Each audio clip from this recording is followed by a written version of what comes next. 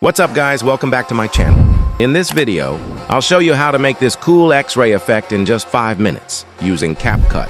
To show you the steps, I'm gonna use this photo, this X-ray image that I generated using AI, and this PNG of a magnifying glass.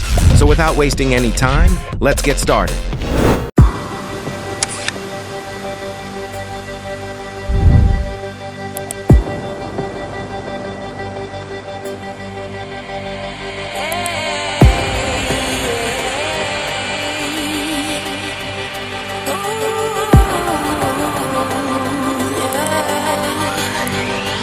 I've been trying to fight the demons in my mind. I'll prevail with every battle if I'm right. Guess my aim was off, the target's out of sight.